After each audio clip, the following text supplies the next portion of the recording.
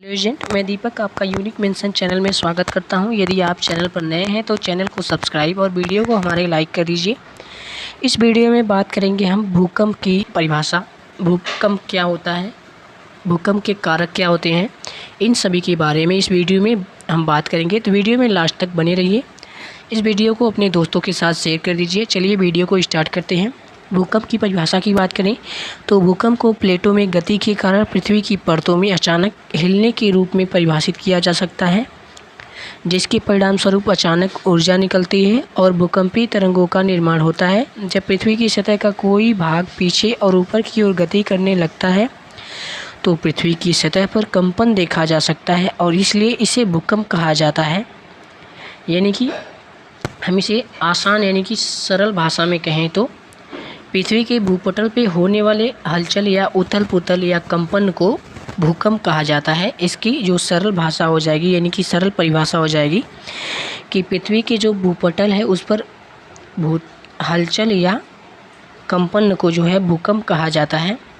तो देख सकते हैं हमारा फ़ोटो है, ये हमारा जो क्षेत्र है इसे जो है स्थल मंडल कहा जाता है और इसे जो है हमारा दुर्बल मंडल कहा जाता है।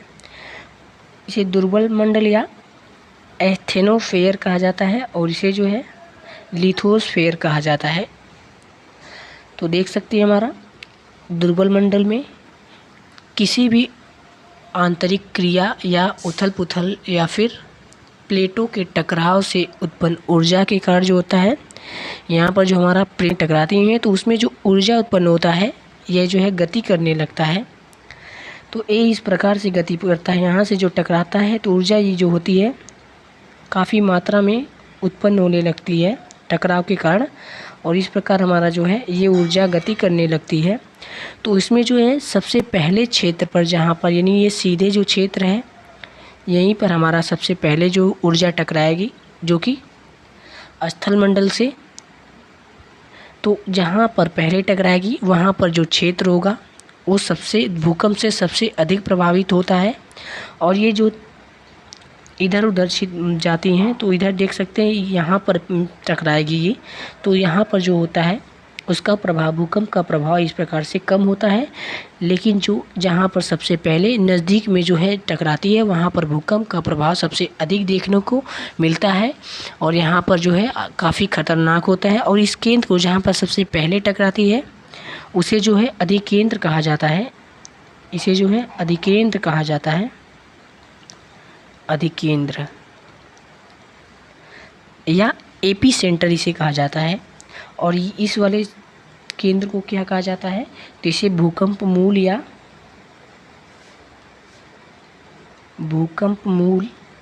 या केंद्र या फिर हाइपो सेंटर इसे कहा जाता है। इस वाले क्षेत्र को हाइपो सेंटर और इसे अधिकेंद्र कहा जाता है। तो इस प्रकार से हमारा जो भूकंप आता है, आगे हम देखेंगे कि भूकंप का अर्थ केवल यह कहा जा सकता है कि भूकंप जब पृथ्वी भूकंप करती है। पृथ्वी की पपड़ी विभिन्न भागों से बनी है जिन्हें प्लेटों के रूप में जाना जाता है। तो हमने बताया कि जो प्लेटें हैं ये पृथ्वी की अलग अलग प्लेटों के रूप में बटा हुआ है और ये विभिन्न भागों में विभाजित है जिस पे जो है भूकंप आते हैं। भूकंप के परिणाम जो हैं भिन्न हो सकते हैं, मामूली झटके से लेकर बड़े भूकंप के रूप में जो बड़े पैमाने पर विनाश का कारण बन सकते हैं। भूकंप का प्रभाव जो है इसकी तीव्रता, गहराई, आबादी वाले क्षेत्रों से दूरी और स्थानीय भूगर्भीय स्थितियों जैसे कारकों पर निर्भर करता है। तो भूकंप का जो परिणाम होगा यानी कि कम प्रभावशाली होगा या अधिक प्रभावशाली होगा, इसका जो कारण होगा ये जो है किस पर निर्भर करेगा तो इसकी तीव्रता और गहराई पर जो है निर्भर करेगा। आगे देखेंगे भूकंप के अलावा जो है भूकंप सुनामी यानी कि जो समुद्र में भूकंप आता है उसके कारण सुनामी उत्पन्न होता है। भूस्खलन, हिमस्खलन और आफ्टर शॉक्स जैसे द्वितीय खतरों को इसमें ट्रिगर करता है। ये प्रारंभिक भूकंप के कारण होने वाले समग्र प्रभाव और क्षति में योगदान दे सकते हैं। अब हम देखेंगे भूकंप के कारक, कितने कारक होते हैं, कितने प्रकार के। तो भूकंप के दो कारक होते हैं, प्राकृतिक कारक और मानवीय कारक। पहले देखेंगे प्राकृतिक कारक। प्राकृतिक कारक में हमारा आता है पहले विवर्तनिकी, विवर्तनिकी क्या होता है? यह जो है भूकंप का सबसे सामान्य रूप है। यह आमतौर पर पृथ्वी की किस्त में मौजूद प्लेटों की गति के कारण होता है, जिन्हें टेक्टोनिक प्लेट कहा जाता है। तो टेक्टोनिक प्लेट के ऊपर हमने वीडियो बनाया है, यदि आपने वो वीडियो नहीं देखा है तो जाकर प्लेलिस्ट से देख सकते हैं। तो इस प्रकार से हमारा जो प्लेटें होती हैं पृथ्वी पर, इस प्रकार से ये गति करती हैं और आकर जो हमारा किसी दूसरी प्लेट से टकराती हैं तो वहाँ पर कंपन उत्पन्न हो जाता है। उसे जो है प्लेट टेक्टोनिक के कारण जो है उत्पन्न भूकंपीय क्षेत्र कहा जाता है। आगे हमारा है ज्वालामुखी।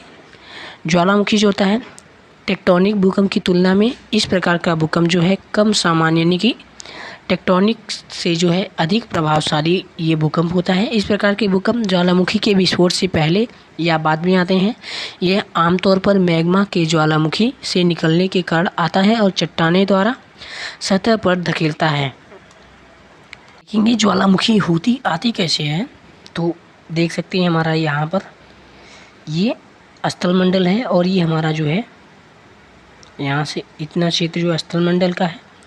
उसके बाद ये हमारा दुर्बल मंडल है। तो दुर्बल मंडल में जो होता है यहाँ पर उपस्थित जो हमारा मैग्मा, जो कि तरल पदार्थ के रूप में होता है मैग्मा, ये जो ऊपर की ओर गति करता है, जो कि सतह से ये टकराता है, इसके स्थलमंडल की सतह से टकराता है। तो वहाँ पर हमारा जो उपस्थित जल होता है वह वाष्प के रूप में जो है परिवर्तित हो जाता है और वाष्प में परिवर्तित होने के बाद जो यहाँ पर ज़्यादा दबाव हो जाता है। दबाव के कारण हमारा यहाँ पर जो है ये मैग्मा होता है, ये जो है स्थलमंडल की सतह से टकराता है। तो यहाँ पर जो हमारा जल उपस्थित होता है वह वाष्प में बदल जाता है और यह वाष्प जो है अधिक दबाव के कारण यहाँ पर ज्वालामुखी के रूप में यहाँ पर विस्फोट हो जाता है और यहाँ पर जो मैग्मा है लावा के रूप में यहाँ पर बाहर निकलने लगता है और यहाँ पर गैसें भी निकलने लगती हैं। इसके कारण भी जो हमारा भूकंप उत्पन्न होता है अधिक दबाव के कारण हो जाता है, या फिर भूकंप जो ज्वालामुखी यहाँ पर विस्फोट हो जाता है उसके कारण भी हमारा भूकंप आ जाता है। आगे हम देखेंगे प्लेटों के किनारे, तो इसके कारण भी हमारा भूकंप उत्पन्न हो जाता है। ये 3 प्रकार की होती है। अभिसारी गति, इसमें जो है प्लेटें आपस में टकराती हैं तो एक दूसरी प्लेट जो है आपस में एक दूसरे की ओर गति करती हैं और टकराने की वजह से जो है इसमें भूकंप आने का जो कारण बन सकता है। और दूसरा हमारा अपसारी गति है, इसमें प्लेट एक दूसरे से दूर जाती हैं। तो इस प्रकार से देख सकते हैं एक दूसरे से हमारी जो प्लेटें हैं दूर जा रही हैं। यहाँ से ये वाली प्लेट इधर जा रही है और ये वाली प्लेट इधर जा रही है, तो यहाँ पर जो है दरारें हो जाती हैं या फिर तनाव के कारण यहाँ पर भी भूकंप आ जाता है। और तीसरा हमारा संरक्षी गति, इसमें जो है प्लेटें एक दूसरे से घिसा या खिसकने से होती हैं। तो इस प्रकार देख सकते हैं हमारा प्लेटें एक दूसरे की ओर आपस में घिसा हो रहा है, देख सकते हैं यहाँ पर आपस में दोनों घिस रही हैं। इसके कारण भी हमारा भूकंप आता है, जिसे संरक्षी गति के कारण कहा जा सकता है। अगला हमारा है संक्षिप्त भूकंप। इस प्रकार का भूकंप भूमिगत खानों में आता है और मुख्य कारण चट्टानों के भीतर उत्पन्न दबाव से हो सकता है यह भूकंप, संक्षिप्त भूकंप। अगला हमारा है प्रत्यास्थता पुनश्चल सिद्धांत। तो यह सिद्धांत जो है प्रोफेसर H.F. रीड ने दिया था, जो कि एक भूवैज्ञानिक थे। इन्होंने बताया कि प्लेट इलास्टिक के समान है।